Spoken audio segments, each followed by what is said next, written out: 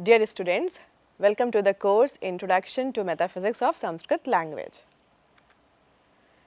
Today we are going to begin our course Unit 1 Nature of Language, in which we have topic 1, that is what is language, written or oral, and then second topic is differentiate or difference between Bhāṣā, Vāk and Vāṇī. So, we are going to begin from the first topic, that is what is language, oral or written. This is the first basic question. Whenever we start discussion about language, a very simple question, though it's very simple, but it's it is having high level of value, because the question which about the language which has come to us from the West, that is a discourse about the language, whether it is written or it is oral. We as the part of Indian culture have been able to practice the language orally, or our tradition was based on the oral dissemination of knowledge. But recent studies are much more focused towards the written aspect of the language. That is why this question is though very simple, but it's simultaneously it's very complicated also. Language is basically a speech. When we understand the concept of language with reference of Indian understanding or Indian knowledge tradition. So, for understanding this orality or this concept that language is none but it is a speech, we have to know that why this is coming to us. What's the background? What's the root cause? And the background is that we are having that tradition in which knowledge was disseminated orally. We were never obsessed with the written version of the language. Neither it was prescribed to us, nor it was given so much of importance, because we were trained to keep all the knowledge inside of us. Knowledge was preserved in the minds of the people, and that is why it is still available to us. A lot of the corpus which is available in under the headline of Indian knowledge corpus or Indian knowledge systems is preserved orally in the minds of the people, and still it is intact, just because we were practicing the oral dissemination of knowledge. And in that sense itself, there is a great difference, or you can say a complete 180-degree oppositeness, like where the current studies about the language are much more focused on the written aspect or artistic expression of the language, and they are focused on the differentiation and multiplicity. We are not focused, or we are not stuck to that version. We are stuck to we are just focused on the version which is available as a part of oral dissemination, oral practicing. So, whenever we listen to anything, whenever we hear, whenever we focus to listen to the different possible sounds, we just receive it and then we learn it. So, learning of the language is not by just practicing is in a written mode. Learning of a language happens when we listen to the different kinds of sounds, and that is why we as a part of Indian culture have multiplicity, or you can say the multiple expressions of the language in our culture. In our current practice also, we are having so many regional languages, so many variations, which are denoting us that the script or the written portion is multiple. It is available to us in the multiplicity, but the original notions, or which the base or fundamental sound or the sentence structure, they are carrying the same kinds of possible vocabulary which is available to us for thousands of the years. And that is why in that sense itself, right now whatever the languages are available to us as a part of as in the form of regional languages of India, right now they all are the upabhramsh of a Sanskrit language, because they all carry the vocabulary from the Sanskrit language, and we are having all of them intact in their meaning also. The reason for this kind of heritage is that we are belonging to oral knowledge tradition or oral dissemination of knowledge, or a tradition which is much focused on the orality of the language. That's why the answer of this first question, what is language, whether it is oral or written, the answer is much more clear that basically language is a speech, it's oral. And the written aspect of a language is nothing but an artistic expression which comes out just because we are having freedom to express it. Just like we can make same kind of expression for the base sound akara in multiple variations. Like if I don't wish to put a line on that symbol, it will be like this one, and another way of I prefer to write it like this one. So I am able to make the same sound to express in the written version like the third variation. So there are possibilities, multiple possibilities in expression. When we express it in a written form, multiple possibilities are there, and that is our creativity, how we want to express that particular kind of sound. And this is something which is the reason why we are having multiplicity of the languages in written version, in created mode, or in the mode of script. But as a fundamental truth, language is basically speech, it is oral. So orality dominates, while written aspect or the aspect of a script is a secondary to the understanding for the language. Now you can see that the second point or the second topic which is available here, like difference between Bhāṣā, Vāṇī and Vāṇī. For understanding this topic, you need to have a basic understanding little bit about why I have put these three words, Bhāṣā, Vāṇī and Vāṇī. The title of our course is Introduction to Metaphysics of Sanskrit Language. If I compress the title in a very simple way, it will be like Introduction to the Vak Tattva, because metaphysics of Sanskrit language is nothing but Vak Tattva. So when I use these three words, Bhāṣā, Vāṇī and Vāṇī, there is a very important concept coming behind of this understanding, and that is the difference between the words Bhāṣā and language itself. As I told in the beginning, before this lecture, in lecture 1, I explained the scheme of IAST, that is transliteration, and I explained in detail why IAST or why the transliteration is important. And I told you, in order to preserve the original meaning of the words, especially used in the Sanskrit, we prefer to use the scheme of transliteration, where we try to preserve the original meaning of the words. Why from the same concept, from that background itself, here I am going to explain you the difference between the term language and Bhāṣā. When we use the term language, it is derived from the word lingua. Lingua means tongue. Lingua term literally defines tongue, and tongue is a gross structure. We as humans possess tongue. So when we try to understand the word language, it is in turn related with the aspect of the gross structure, that is tongue. That is why this word language gives us a notion or a feel that we as human beings are superior to the other ones, because we possess this kind of a structure and we are able to use this language for communicating with each other. And in another sense, it makes the field or the scope of study of the language very restricted, because it gives us another indirect understanding that the rest of the creatures do not possess language, because they do not possess lingua or a gross structure which is understood as a tongue. So this is a complete misconception.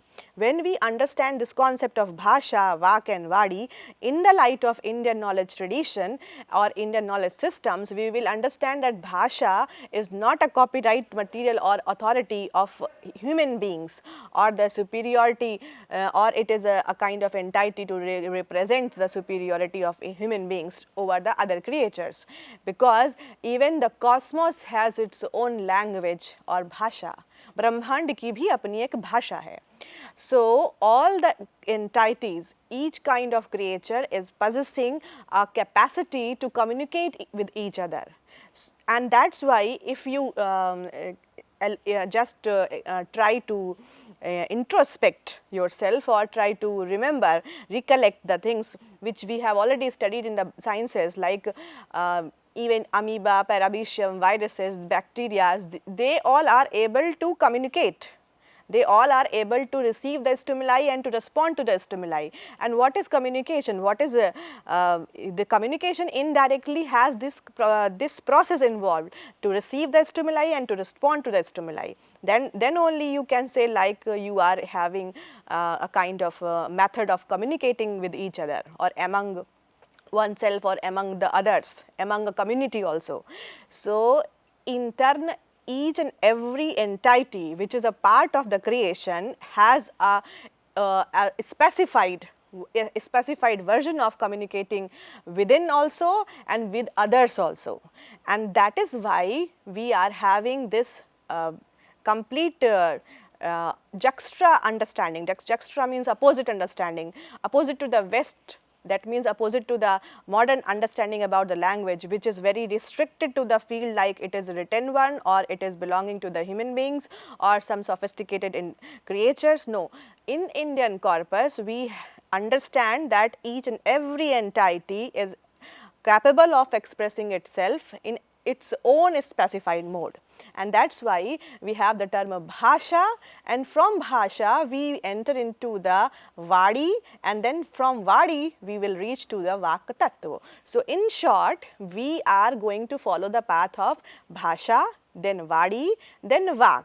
So bhāṣā in general is understood as the speech, the spoken one, the oral dissemination. Whatever is being understood or received by listening, that is communicated orally, and that becomes a bhāṣā.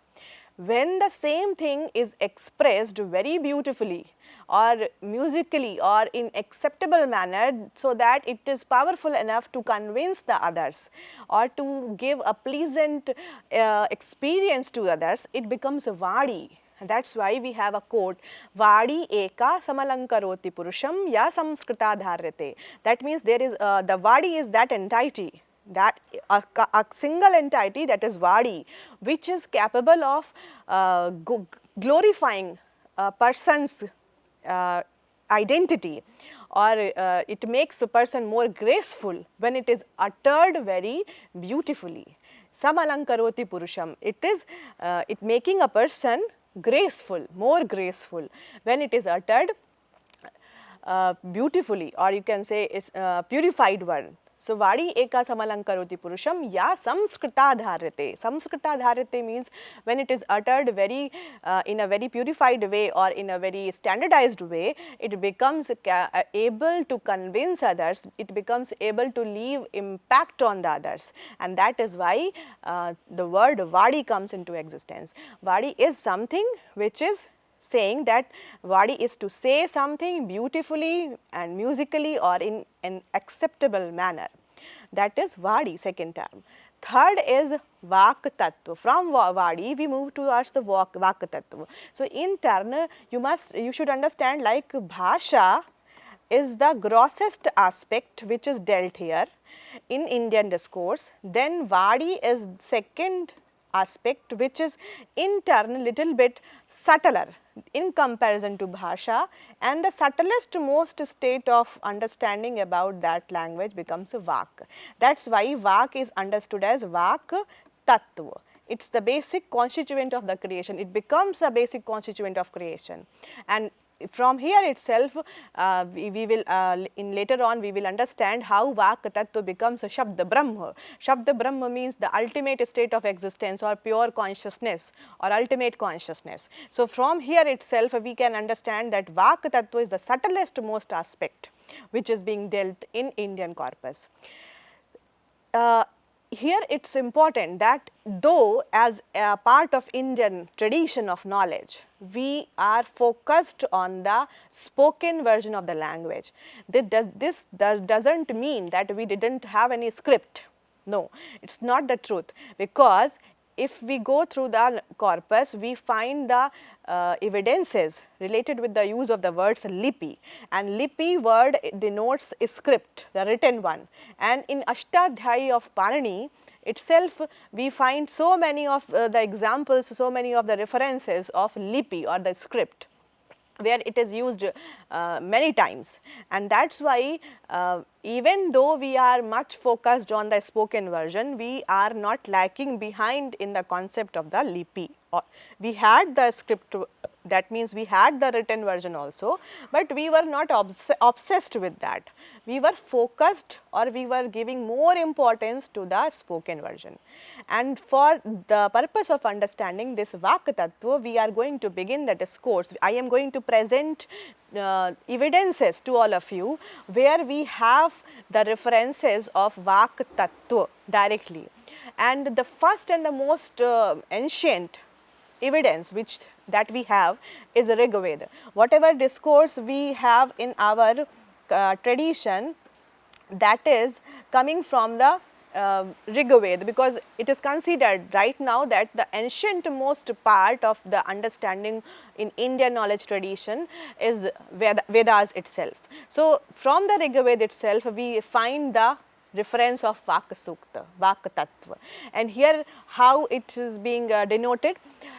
Because here before understanding the concept of Vak Tattva, we need to understand little bit about the Vedic corpus. What is that, what kind of corpus it is, and in which mode or in which style it expresses the knowledge.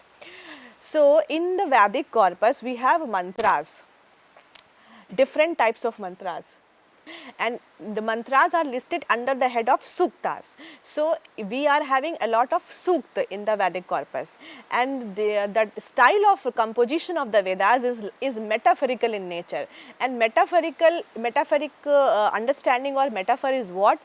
A kind of rupak, that means we exemplify the things with reference of others, or you can say the things which can't be described directly, they are metaphorically presented, and in that kind of metaphorical representation we have a process of symbolism. Symbolism is a very dominating feature which determines the mysticism of the Vedas and Upanishads, and this is very important concept needed to be understood before studying any kind of suktas from the Veda. Because what is symbolism? Let us understand little bit about the symbolism. Suppose this, for example, this is an entity and this can be named as a pen. So, the sounds which are joined together or conjoined together to create this word pen, pa, a, na, a. So, this sound, the cluster of these or the combination of these four sounds is denoting this identity as pen, and this relationship of the word pen with this kind of a structure is not hard and fast, it is not fixed. This relation can vary from different time and time zones to different spaces also. It is not like in all the time the same kind of word will be used to identify this kind of entity. What we do, we superpose the word pen to identify this entity. So, in turn our object of understanding and the word which is denoting this entity are superposed. So, in this process, what is this entity? The entity which is going to be represented, that becomes a signified, and the word which is used to identify this entity, that becomes a signifier. So, in this process what we do, we superpose the signifier to the signified and then we address anyone. In the same way, when we are named, no child is born with a name, right? But after some time we are given a name. So, in our Namakarana Samskar, what we do, we actually identify one word and we superpose it with our identity. So we get represented or addressed whole of our life with the same kind of word, that I am Surabhi. So Surabhi word becomes superposed with this kind of structure which I possess. So this is a kind of symbolism. I gets notified in a form of symbol throughout of my life, and this happens with everyone, each and everything. So this is the kind of symbolism itself, and this symbolism is in turn responsible for creating mysticism also, because in Vedas we have mantras, and so many of the mantras are having very precise and very concise way of expression in the form of fusion of few or more than few sounds. Even the syllable Om has only 3 sounds, but jointly together they give the understanding of the whole of the cosmos. In the later on lectures, I will explain in detail the language of the cosmos, and then I will explain that this sound itself becomes the language of the cosmos. So this phenomena of having so much of conciseness in explaining a grandest possible reality gives us the phenomena of mysticism, which is available in Vedas also, and the same has been inherited in the Upanishads also. So in the Vedic mantra, in the Vedic corpus, we have, when we are having Vaka Sukta, what is happening here? Before understanding this Vaka Sukta, the meaning of this Vaka Sukta, we need to have the understanding about the term Vak. And for understanding the meaning of the Vak, we need to have this knowledge that the term Bhāṣā gets derived from the root bhāṣ. In the same way, Vak and Vāṇī both come from the root Vach. That means Vach is the basic root. In Sanskrit, we have a tradition to create the words from the roots. So Vach is the root from which Vak term gets derived. And in Vaka Sukta, in the Ṛgveda, what is happening, what is available here, you can see like in Vaka Sukta, which is available in the 10th mandal of the Ṛgveda, and it is 125th Sukta here. The daughter of Maharshi Ambrana is represented as Vak. This is symbolism.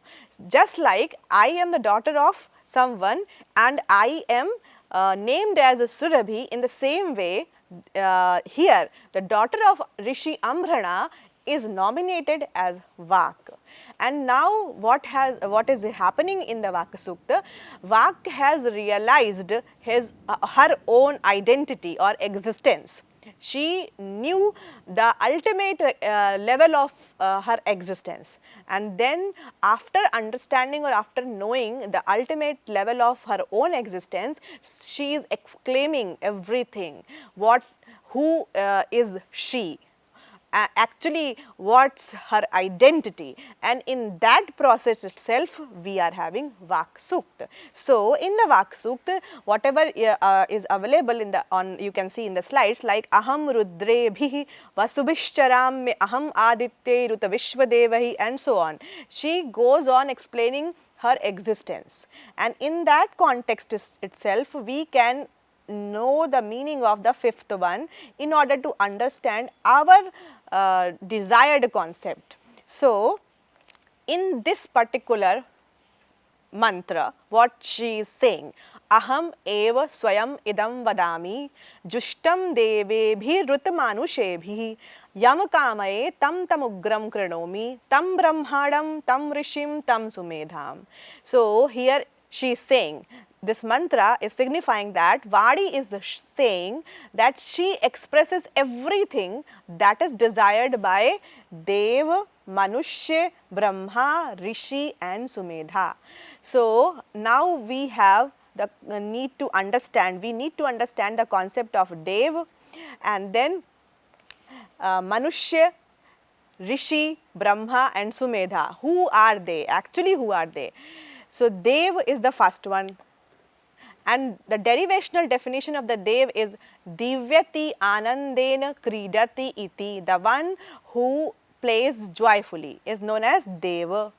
Second is Manushya. Mananat Manushyaha Jayate. The one who is able to contemplate or to think, that is known as Manushya. Third is Rishi. Rishayaha mantra drishtara. Who are the rishis? The one who is able to directly perceive the mantras, they are known as Rishi. Third, then the fourth one is Brahma. Vranhati vardhate yaha sa eva Brahma. The one who is grand or who keeps on increasing, that is known as Brahma. Last is Sumedha. Sushthumedha yasya sa Sumedha. And again, what is Medha? Dharanavati buddhi iti Medha. So, in the one who possesses good retaining capacity for the knowledge, that is known as Sumedha. So, in short, Vāṇī is saying that all of them, whatever they desire, I am the one who conveys it. And in that, in the same context, we have to understand that when we perceive different rituals in our tradition and we offer something to devas, they are nothing, they are not the supernatural entities. They are the part of our natural surroundings, like Agni Deva. Agni is the first Deva of the Ṛgveda. Agni is worshipped at the first instance. That is why in our tradition we have this practice to enlighten a kind of deep or a deep prajwalan before beginning any auspicious occasion. So, Agni is the first Deva of the Ṛgveda. So, Devas are those who actually bring joy to our work. So, they are worshipped, they are actually called upon to be with us, to protect us in our any kind of auspicious work or in our tasks. Even when we woke up, we had this practice of greeting or worshipping before beginning our rest of the day. We have to enlighten one kind of deep or something, some or the other thing in any of the forms. So, this is Deva. When we talk about the Manushya, Mananata Manushya, we have to understand that the four possible words denote the characteristic of a Manushya: sensitivity, sensibility, and then contemplation and thinking.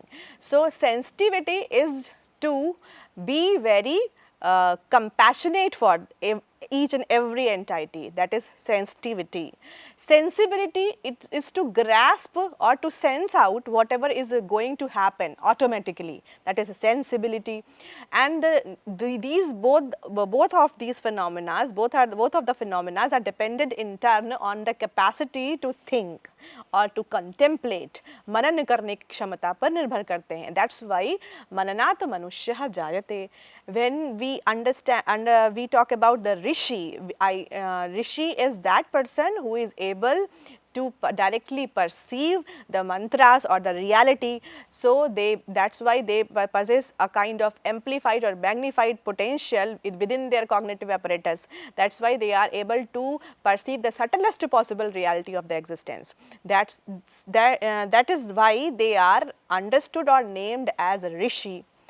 And then Brahma is normally understood as the creator. In Indian mythology, whenever you read or see, whenever you go through any kind of videos, we very normally in a general or superficial translation, we find that Brahma is the creator in Hindu mythology. It is not like that. Brahma term explains the grandness, and in Sanskrit the term Brahma is derived from Brahman root, and Brahman root goes on to create the words like Atma, Atmanau, Atmanah. In the same way, Brahma, Brahmadau, Brahmadah. So, the root Brahman is deriving so many of the variations of the Brahma. So, the concept of sticking to the meaning of creator equals to the Brahma is not the good one, it is not the actual, the only one. Brahma is the is actually denoting the grandness, and it can keep on increasing. You see, that is why here we are finding the description like Brinhati Vardhate. Vardhate means keeps on increasing, that is why it is Brahma. So, all of them whatever the desire that is conveyed or expressed or communicated by Vāṇī.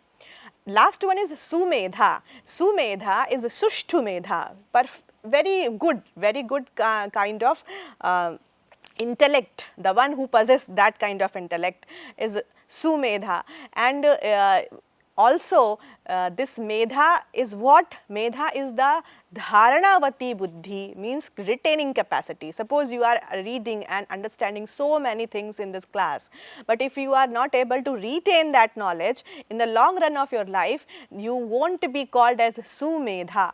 So, Sumedhi or Sumedha is that person who is able to retain the knowledge for a longer period of time or for whole of one's life. That is why Sumedha, and all of them, whatever the desire that is expressed by Vāṇī. This is the notion available in the mantra 5 of the Vaka Sukta, and Vaka Sukta is the 125th Sukta of the Ṛgveda, Dasham Mandal, 10th chapter. Now, we have the second evidence to prove the or you can say to access the discourse of knowledge related with the Bhāṣā in Indian understanding, that is from Śatapatha Brāhmaṇa. Brahman again here does not represent any caste or Varna. Brahman is representing a kind of text, and in that text we have Vāṅ Manas Samvada. Vāṅ Manas Samvad is explaining us, is denoting us what kind of narration. There is a kind of a story. Again, this is metaphorical, this is symbolic in nature. So, Vāṇī and Manas both had a fight to prove oneself better than the other one, and they both went to Brahma, again the same person who is understood as the creator. So, in the form of a metaphorical understanding, here the story is given to make the people understand what exactly the status of Vāṇī and Mana is. They both went to Brahma to give a decision. They put that this is our concern, you tell us who is better between us, Vāṇī or Manas. And Brahma gave the decision in the favor of Manas. He told Vāṇī that you follow Manas. Vāṇī follows Manas, and after listening this thing, Vāṇī got angry, and she said that you made me furious, you disrespected me, that is why I wouldn't bring any havishya for you. What is havishya? When we offer something in the yajna, that is known as havishya. So, when we recite the mantras during yajna process, yogic practices, we recite the mantras and we offer so many things like medicinal plants, like extracts, like other things. So many things are offered in the fire. So, at that time whatever would be offered to you, I am not going to bring that.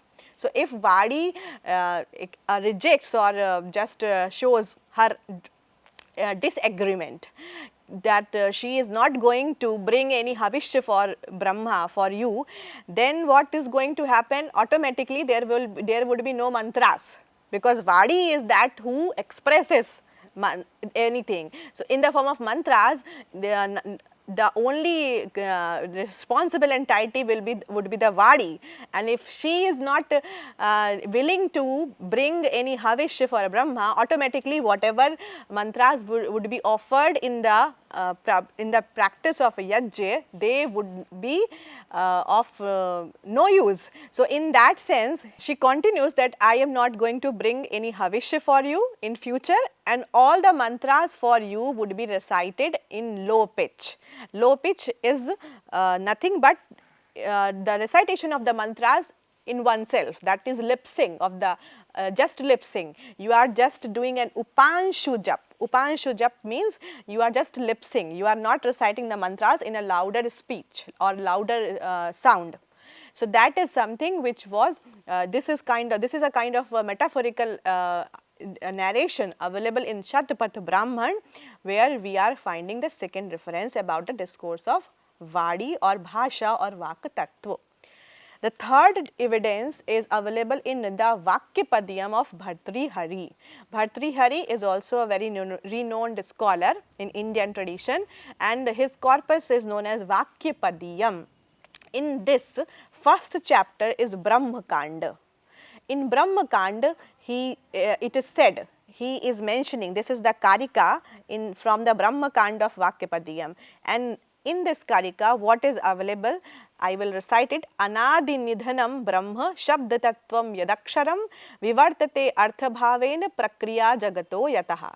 And here what is said, that shabda tattvam, that means shabda is that entity which does not have a beginning and an end. Anadi nidhan, if you split the word anadi, it will be like then adi, adi means beginning, so without a beginning. Then nidhanam, that means end, nidhan is the end, and if you prefix it with a upsarga, it will be negating the nidhan, that is the end. So Shabda Tattva is that entity which does not have a beginning and an end. Then it is Aksharam. Aksharam means indestructible, it does not undergo destruction. Then further it is described Prakriya Jagataha Yataha Vivartate Arthabhaven, that means through which all the worldly behavior, Jagatasya Prakriya, that means worldly behavior goes on, proceeds to make the reality meaningful. Artha bhaven vivartate, that means whatever is in existence, that becomes meaningful just because there is the presence of Shabda Tattva. For understanding this Karika in very simple way, easy way, we just take an example. So we all know there is a moon, okay. If we are not going to use the word moon, we cannot address moon. Who is going to know that there is moon? So reality comes into existence, becomes meaningful when it gets attached to the word Shabda. So शब्द तत्व वो है जिसके कारण संसार की प्रक्रिया चलती है और सत्ता अर्थवान हो जाती है. So each and every kind of reality becomes meaningful when Shabda Tattva comes into existence, and that's why Shabda Tattva is also known as Brahma. Brahma means the ultimate state of existence or pure consciousness. So in Vakyapadiyam, in the first chapter, Brahma Kanda, the first Karika itself explains what is Shabda, what is Shabda Tattva. Fourth evidence which is available to us, that is available in the Mahabhāṣya of Patanjali, where it is mentioned that he is writing this corpus Mahabhāṣya in sutra style. So in the first sutra he is mentioning, I am going to begin Shabdanam Anushashanam, Atha Shabdanam Anushashanam. This is the first sutra. So what does it mean? He means like, now I am going to begin the discourse of Shabda. Then in the second sutra he says Kesham Shabdanam, and he answers Laukika Nama Vaidika Nama Cha. What does it mean? He says that which type of words I am going to discuss? Laukik and Vedic. Laukik means the words which are in usage, and Vedic means the words which are available in the Vedic corpus. So here there are 2 points which are noteworthy. First thing is that Patanjali, if we try to mention or to get his exact dating or time, he belongs to the 2nd century BC. It's a kind of approximation. But what he is doing, he is writing his compendium in the language Sanskrit, which is understood as a language Sanskrit by us. But he is not using the word that I am going to begin the discourse of the Shabdas of the language Sanskrit. That means he is not using the word Sanskrit. What does it mean? He is saying that I am going to begin the discourse of the words which are in usage and which are available in the Vedic corpus. That means Sanskrit was a language. He is writing his compendium in the same language which is understood by us right now as Sanskrit. And he is mentioning that I am going to touch the words which are in usage and also which are available in the composition named as Vedas. So this suggests that Sanskrit was the language which was in usage at that time till the 2nd century BC at least, and also it was a the language of the composition also, because he is creating his composition in the same language. So this is the very important evidence which is available to us with the related with the discourse of Bhāṣā in the Mahabhāṣya, his own composition.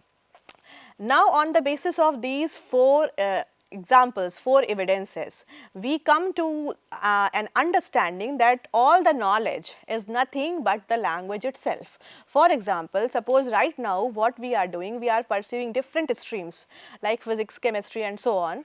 In chemistry, when we say that this is the formula for the acetic acid, or this is something which is representing this entity, what we actually do, we use that symbol like CH3COOH is representing some kind of entity. What we are doing, we are superposing that particular symbol to a particular entity. So we are superposing the signifier and signifies, and through that only we are understanding whole of the chemistry. In the same way, we are understanding physics. Whatever we are having in the form of knowledge, that is nothing but the Bhāṣā itself. This is the first conclusion which is available in this point.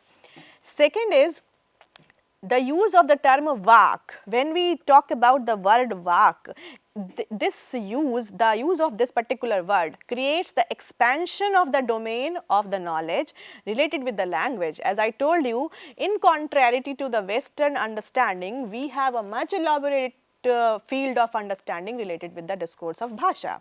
And when we use the word Vāk, it becomes much more widely accepted domain of discourse, and this denotes the mantratmak and prapanchatmak, two aspects. Vāk becomes available to us in two dimensions. One is the mantratmak dimension and second is the prapanchatmak dimension. Mantratmak dimension signifies that Vāk is something which is related with the manan process. Manan means contemplation, chintan, when we think. So that goes on inside of us, that goes on inside of the consciousness within us. So this is the mantratmak aspect of Vāk Tattva. And the second aspect, which is understood as prapanchatmak aspect, deals with the multiplicity and differentiation. So in both the aspects, the basic character, the fundamental character of the Vāk Tattva is like it can describe the reality and it can create the reality. And now onwards in our course, we are going to discuss elaborately or in detail both of the aspects. Number one, first is mantratmak, second is prapanchatmak, and in both the aspects, Vāk is having a potential to discuss or describe the reality and also to create the reality. And for understanding this concept little bit, just a very small glimpse, I am going to give you just three examples in order to give you that insight to look into the mantraspek aspect, or you can say the aspect of the Bhāṣā which can create the reality. Because in normal understanding, we all are familiar that language describes the reality, because I told you that if there would be no Shabda Tattva, there would be no one would be knowing the entity. So we are nominated just to describe the reality. This is one aspect which is available as a character of the Bhāṣā or Vāk Tattva. Second aspect, when we talk about that Bhāṣā is responsible to create the reality, or Vāk is responsible to create the reality, how is it possible? In order to understand that thing, I am going to give you three examples. First is from narration from the Abhigyana Shakuntalam, second is one example from the Ramayana, and third is one example from the Mahabharata. The first narration is from Abhigyana Shakuntalam. Abhigyana Shakuntalam is a drama written by or composed by Kalidas, famous poet in Sanskrit tradition, and in that particular context, in that particular drama, there is a story of Shakuntala and Dushyant.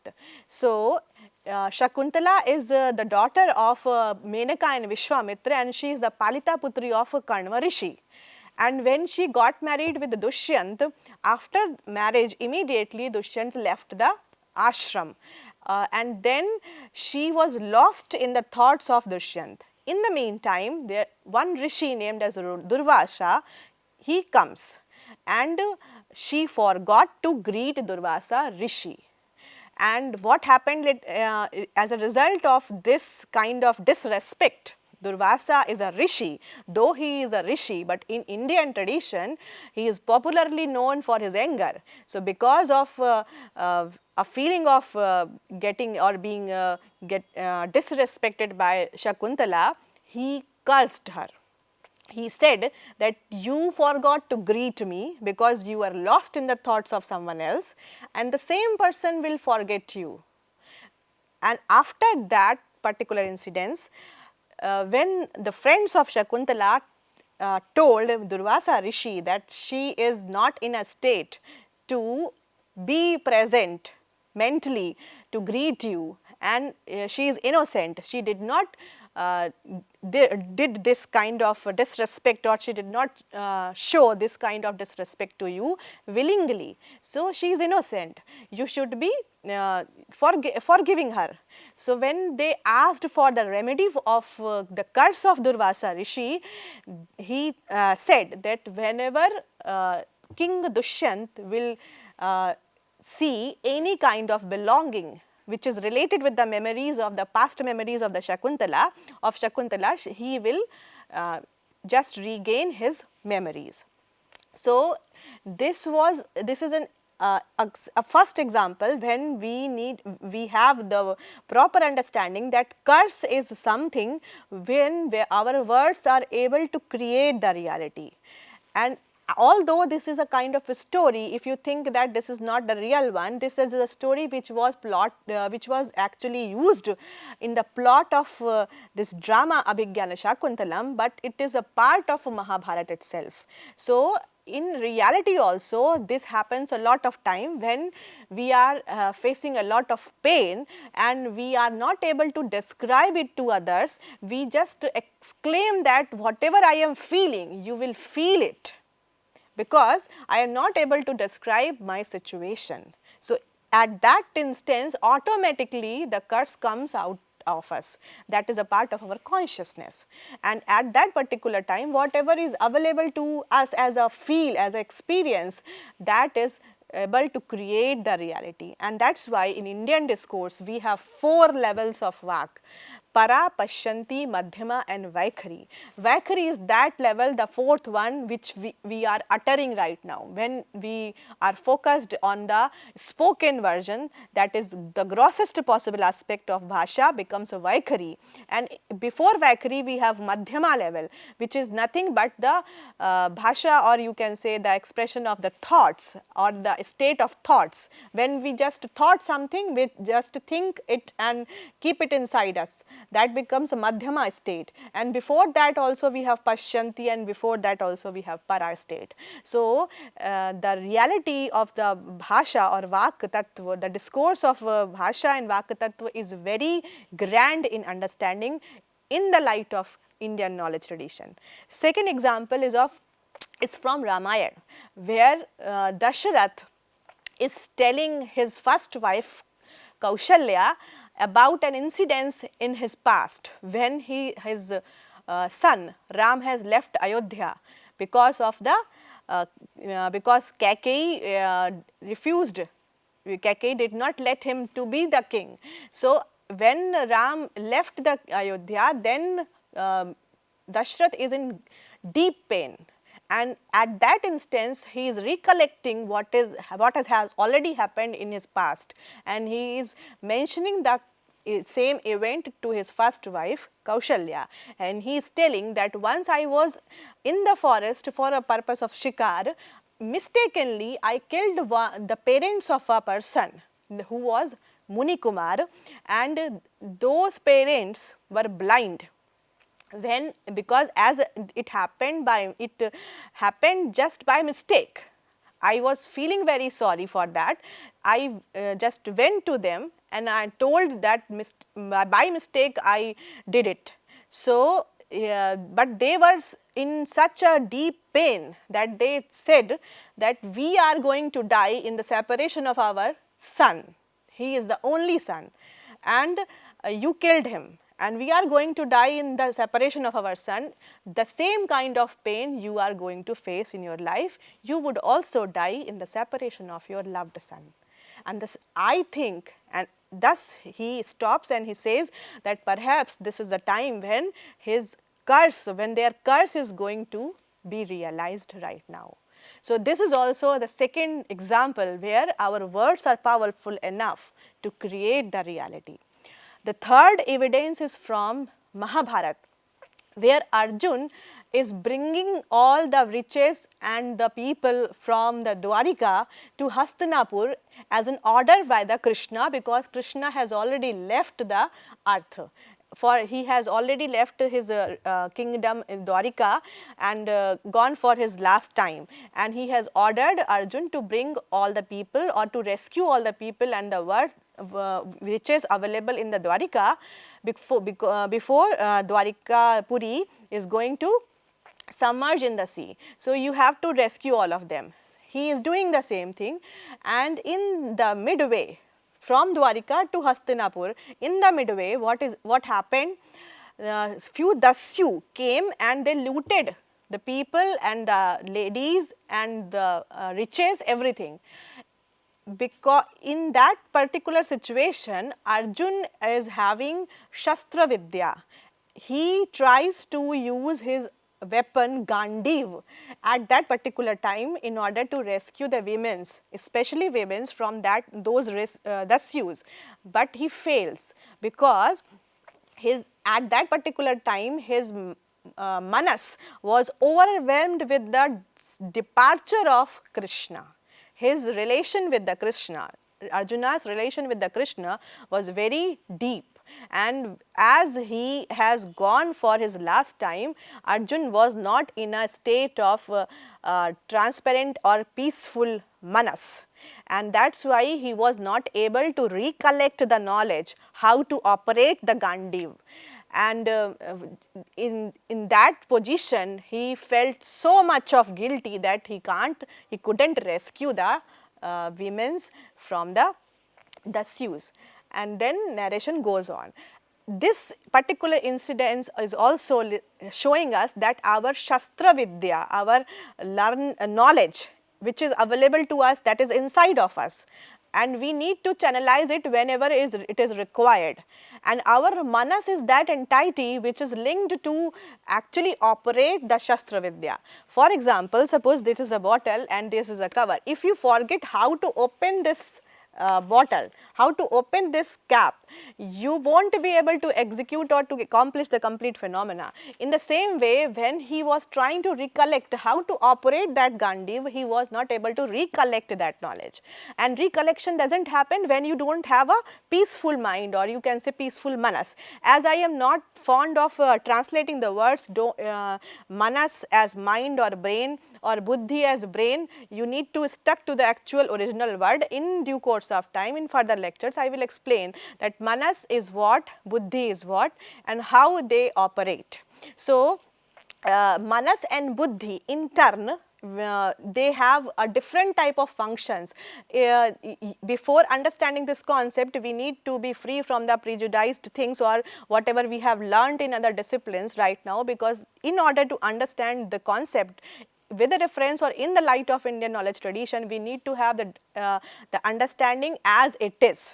And that is why in Indian tradition, manas is defined as sankalpa vikalpatmakaha manaha.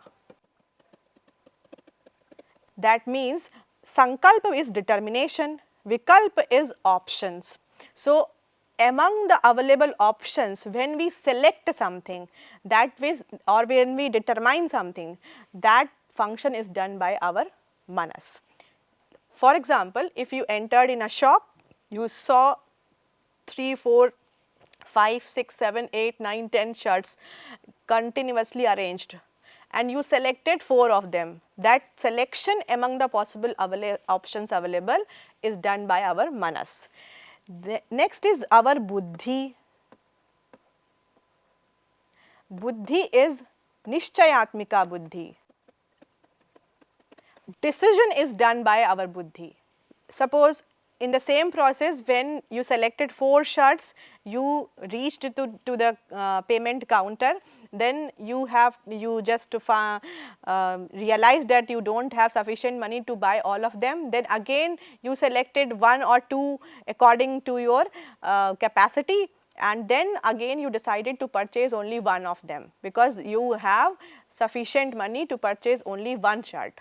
So, this decision is made by our buddhi, and that is why we should never try to translate the word manas as mind or something else, and it's in the same way buddhi with brain, etc. So many words. So, I am not translating, I am sticking to the word manas itself and buddhi itself. Manas is making selection among the possible options available, buddhi decides. That is the basic difference. That is the basic concept in our tradition, and on the basis of this sankalpa vikalpa itself, we have our manas is a very powerful entity. Manas is the character of the manas is like it is a bimodal entity, ubhaya indri. Manas is ubhaya indri, it is a bimodal, it can receive the stimuli, it can respond to the stimuli. That is why manas is known as very fast in processing the stimuli, receiving and responding, and that is why manas is supposed to be very chanchal.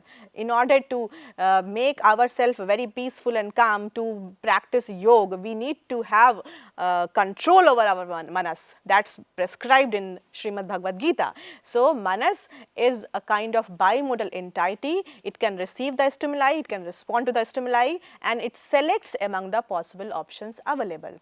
So, in the next class, we are going to discuss the same 2 aspects, 2 dimensions of the Vak Tattva.